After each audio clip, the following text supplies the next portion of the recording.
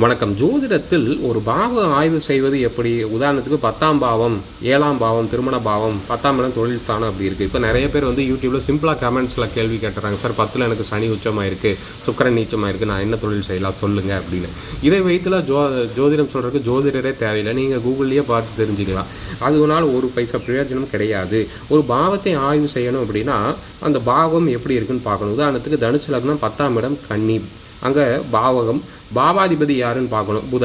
புதன் எங்கே இருக்காரு? அங்கேயே ஆட்சி உச்சமாயிட்டார். ஓகே. சேர்ந்த கிரகங்கள் சந்திரன் உடன் இருக்கார். பார்க்கும் கிரகங்கள் சனி 7ஆம் பார்வையில், குரு 5ஆம் பார்வையில், செவ்வாய் 4ஆம் பார்வையில் பார்க்குது. அப்போ இந்த 3 கிரகங்களுடைய இன்ஃப்ளூயன்ஸ் இருக்கும், கூட சந்திரனுடைய இன்ஃப்ளூயன்ஸ் இருக்குது. அப்போ 4 கிரகங்களுடைய பாதிப்பு 10ஆம் பாவத்தில் இருக்குது. அப்போ புதனும் அங்கே இருக்குது.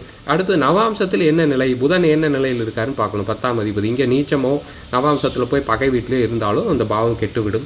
ரெண்டாவது நின்ற நட்சத்திராதிபதி யாருன்னு பார்க்கணும். புதன் இங்கே அஸ்த நட்சத்திரம், சந்திரனுடைய நட்சத்திரம் இருக்காது, பகை நட்சத்திரம். இந்த லக்னத்துக்கு அஷ்டமாதிபதி நட்சத்திரத்தில் நிற்குது. அப்புறம் வீடு கொடுத்த ஒரு நிலை, இது இவர் வீட்டிலே இருக்காட்டி பிரச்சனை இல்லை. வேறு வீட்டில் இருந்து அந்த வீட்டு அதிபதி எப்படி இருக்காரு, நல்லா இருக்காரா, நட்பு வீட்டில் இருக்காரா, ஆட்சியாக உச்சமானு பார்க்கணும், இல்லை நீச்சமானு பார்க்கணும். நடப்பு தசாபுத்தி, வருகின்ற தசாபுத்தி அனுசரித்து தான் தொழில் ஆரம்பிக்கலாமான்னு சொல்லணும். கிரக அவஸ்தைகள், அஸ்தங்கம், கிரக தோஷங்கள், அதாவது அஷ்டவர்க்கம் இதெல்லாம் பார்க்கணும். சேனல் சப்ஸ்கிரைப் பண்ணி பாருங்க.